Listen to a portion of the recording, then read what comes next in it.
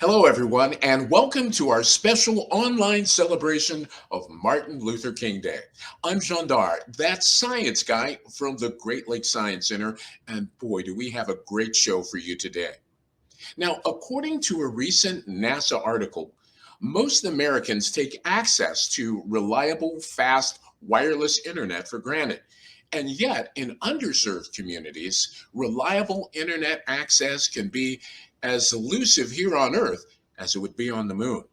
And believe it or not, that's what NASA's working to solve. Now, digital inequality or inadequate internet access is a social economic concern across the entire United States. And the pandemic has only worsened that digital divide.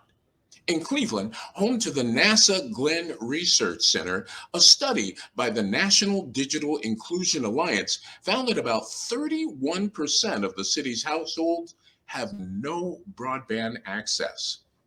Well, following that study, the Greater Cleveland Partnership, an economic development organization, reached out to NASA Glenn for assistance in examining some of the technical barriers to this digital inequality. Of course, NASA approached it as only NASA can by using the moon to solve a real world problem. Now, today we've assembled a great panel to discuss a new NASA technology study that could potentially benefit the city of Cleveland and other urban communities across the country. Joining us today is Mary Lobo. Now, she's the director of the Technology Incubation and Innovation Office at the NASA Glenn Research Center right here in Cleveland. Mary's responsible for aligning the city's early stage technology investment opportunities with its long term technology goals. She's also responsible for strategic partnering for economic development in the region and for the transfer of Glenn developed technologies to private industry. Also joining us today is Leon Wilson.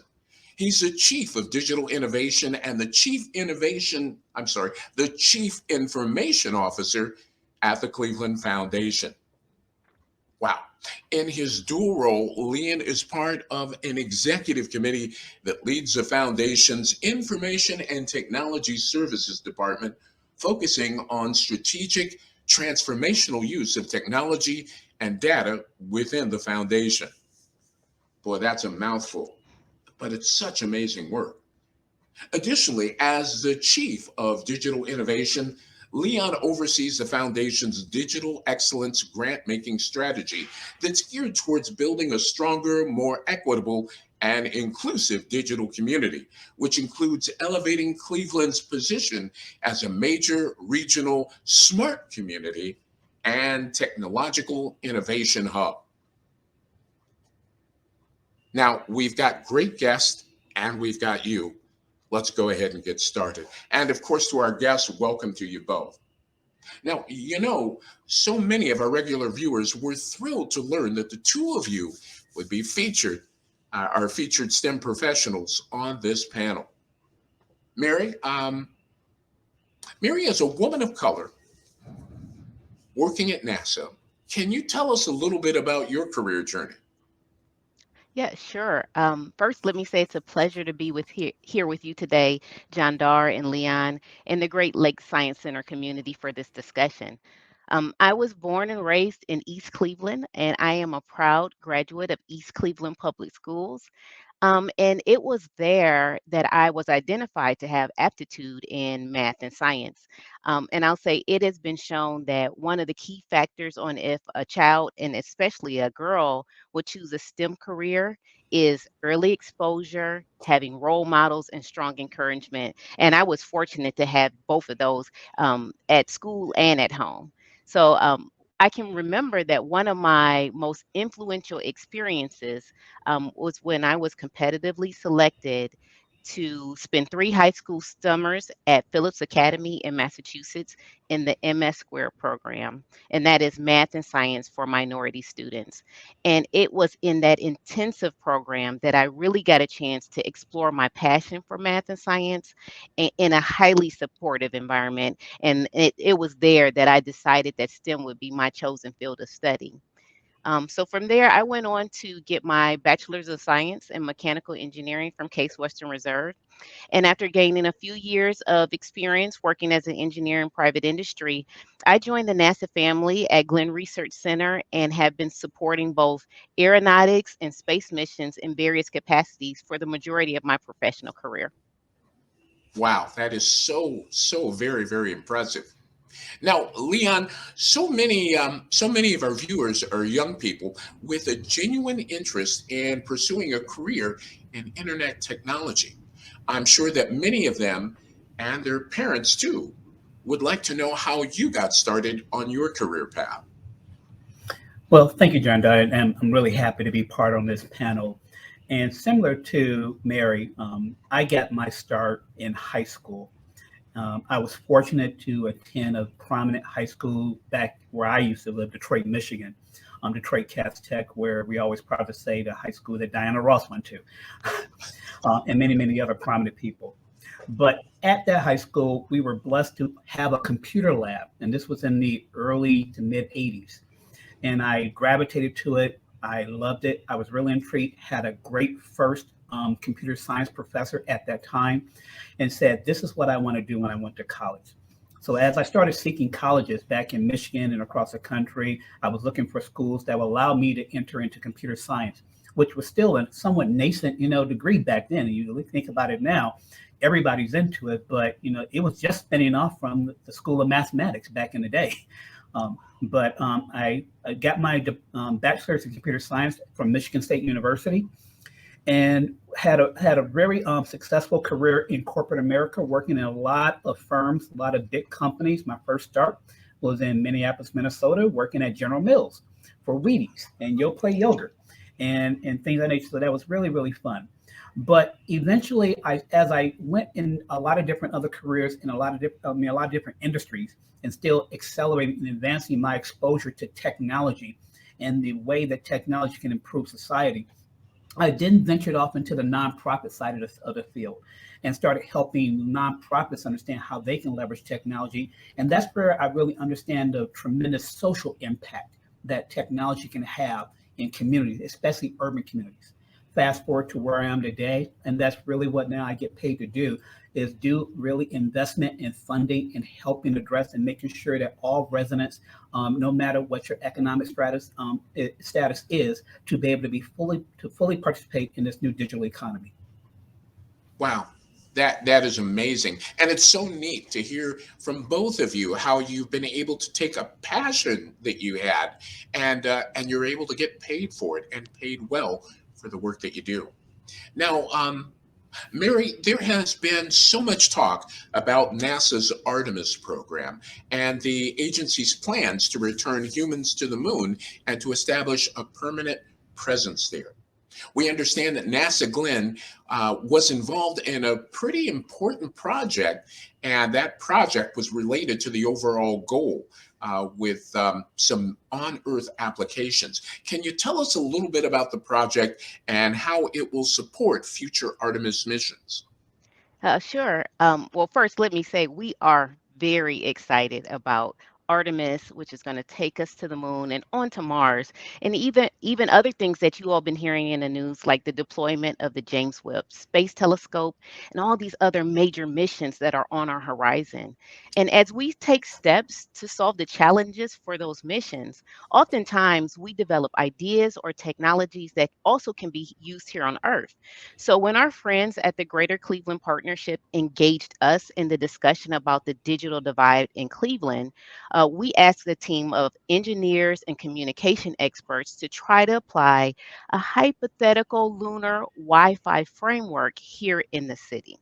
So for us, on the moon, astronauts are going to need to have this high speed communications between where they live, in the rovers that take them places, and in the stations where they're working.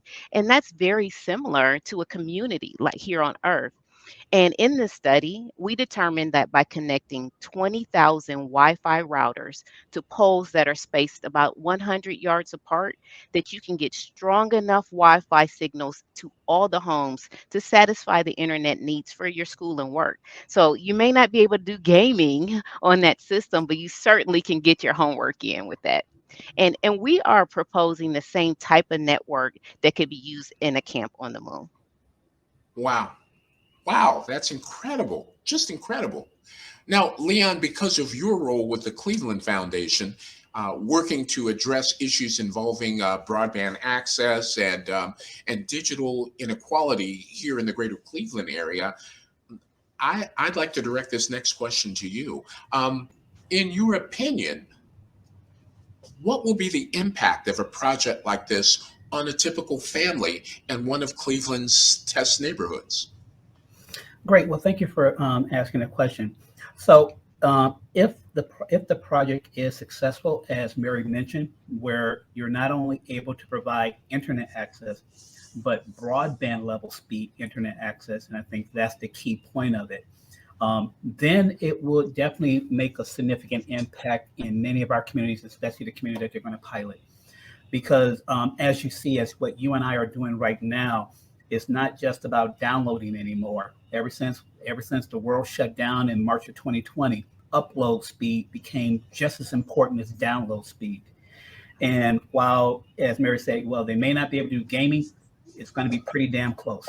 Um, as far as the bandwidth that you need in order to do Zoom calls with the Zoom boom, and in order to do telehealth sessions, that's another key thing that you need to be able to do, especially with our seniors, as well as remote learning. So you got to help support remote learning. You got to be able to support remote working, and you also got to support telehealth services at the requisite speed so that residents, especially at the lower income levels, are able to fully engage and work with their doctors, with their teachers, with their coworkers in an equitable fashion.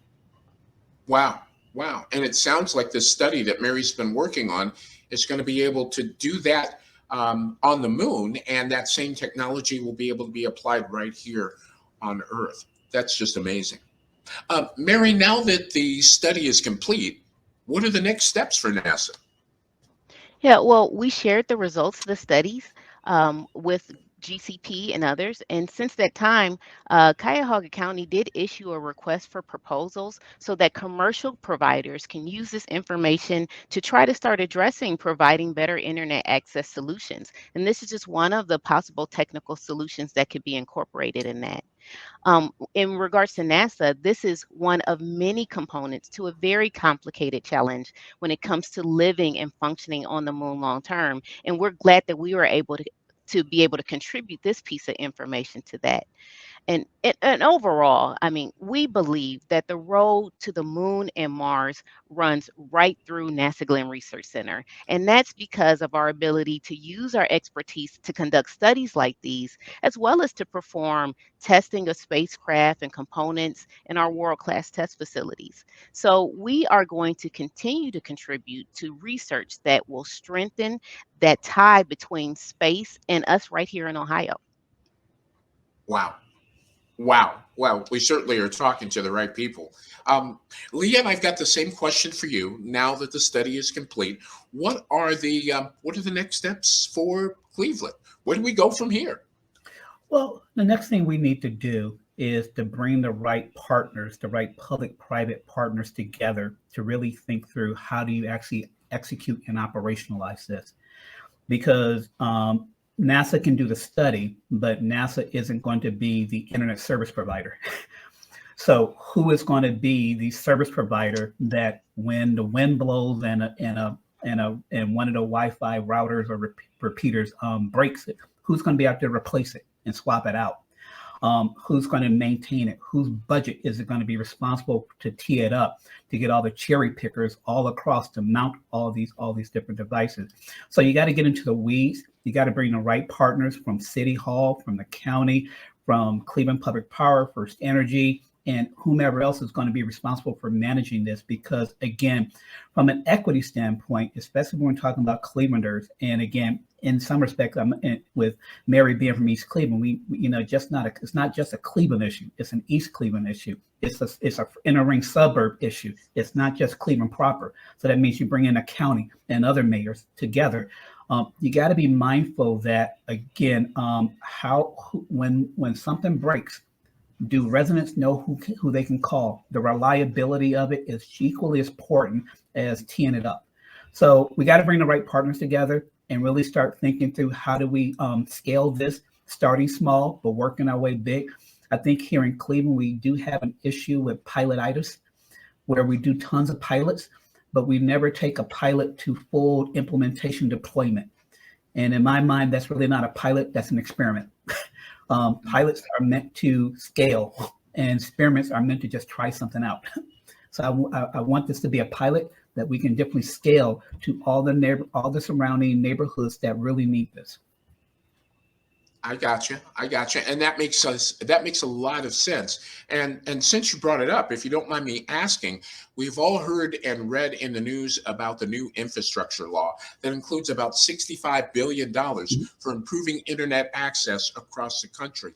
How could the proposed broadband expansion outlined in that law impact a project like this? Well, I'm glad you asked, and it's actually timely because just about 2 days ago, the Department of Treasury or Department of Commerce just released a final ruling on how municipalities can actually utilize that money. They've been waiting for some time to figure out what was the final rules that they can do so that they were eligible to use those dollars. And based on that, a pilot like this or a program like this could be funded by the state. But that would mean the city, the county, GCP, or someone would have to petition the state and say, we have an opportunity to fund an initiative of this endeavor, and they can tap some of the dollars that of that 65 billion. Some of that will go to be earmarked to the state of Ohio and their Office of Broadband. And then that Office of Broadband has a plan for how different communities throughout the state of Ohio can provision those dollars and request those dollars. So it can be one of many opportunities, but based on the final ruling, it could be a fundable opportunity. Gotcha, gotcha. It sounds like we still have a long way to go, but with some of the work that Mary's been doing, it looks like we're starting to take those first steps. So hopefully, if we keep our fingers crossed, things will work out our way. I've got to tell you, this has been a fascinating discussion. And quite frankly, I have so many more questions for both of you. Unfortunately, we're just about out of time for this segment. I want to thank you both for taking time out of your busy schedules to join us here today. And for those of you that are watching at home, I want you to know that our guests today have been Mary Lobo. She's the Director of Technology Incubation and the Innovation Office at the NASA Glenn Research Center, and Mr. Leon Wilson. He's the Chief of Digital Innovation and the Chief Information Officer at the Cleveland Foundation. For a complete list of all the great programming on our YouTube channel related to our special online celebration of Martin Luther King Day, be sure to visit our website at greatscience.com. For all of us here at the Great Lakes Science Center, this has been Jean Dar reminding all of you to be safe and to stay curious.